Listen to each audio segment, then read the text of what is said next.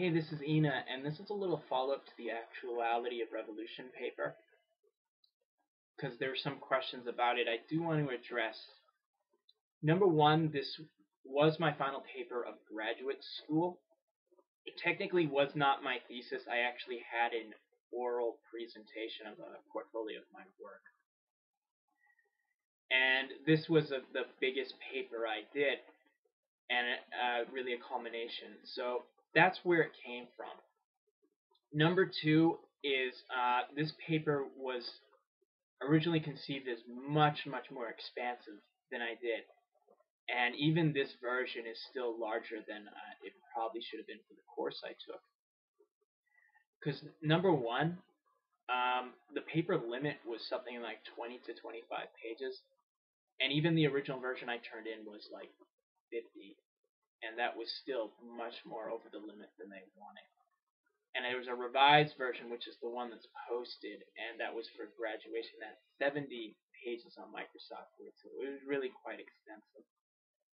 And I really had to limit it down because I originally intended to do many more syndicalists than I did. I had William Foster, I had Andreas Nin, Joaquin Marin, I had Tom Mann. I had others that I really wanted to do, but it would have been too much in the research time I had allotted. And I also actually had further on artistic avant-garde and romantics who became Bolsheviks. The big example I was choosing was George Lukács from Hungary, and André Breton I was also wanting to look at as well. I even had a further section on nationalism and Bolshevism, and some of the figures considered were some Latin American revolutionaries like Farabundu Martí, some Cuban revolutionaries, Antonio Mella, Harry Haywood from the U.S., John McClain from Scotland, Mao Zedong, of course, but the sheer number of sources I would have needed for this was too much, and I was taking 3 courses at the time I wrote this paper, and I had to focus on them. And the reason these 4 were chosen was simply it was much easier to get access to the sources. I had a lot of them already in my possession, and it allowed me to make a good balance with my other classes, so I had to do that. So that was a major reason why this was done. And another thing I did want to focus on is I wanted to actually show this paper. I was originally thinking about trying to get it formally published, but I figure this paper does no one any good if it's just sitting on my computer disk collecting dust, as it were. It should help revolutionaries consider their beliefs, consider their commitments, because we really are in a stage, I think, of communist reconception. We really should be engaging with other currents. We really should be seeing what we can say to each other without the vitriol that's often expressed here. And you know, if you've seen this channel, that I've treated Trotsky and Mao, for instance, not as antagonists necessarily, but almost in dialogue with each other. And I want to do the same thing with anarchists and Bolsheviks.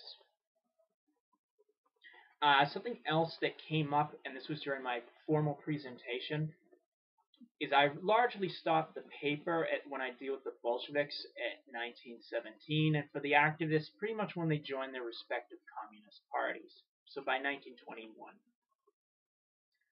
I got told you should have continued it further to see, with the rise of Stalin and all that, how do these people react? That really would have been a great idea. The problem is, again, this paper was so long as it was, and this is the truncated, fragmented version I eventually used.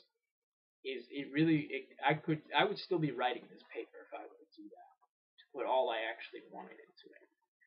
And unfortunately, I don't have the type of job where that I'm actually paid to do something like that. So it would just be too much financially to commit to such a paper, although I did want to continue the story forward. I realize it's kind of a cop-out, but it's unfortunate that's the way it happened.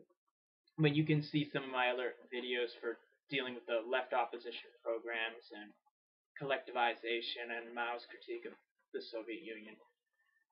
to see that I do talk about these issues of the rise of Stalinism, but I just couldn't do it in this paper as much as I wanted to.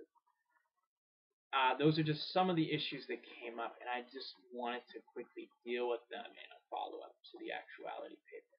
So I hope you enjoy it, and please leave comments on it. This is Enaa. Until next time.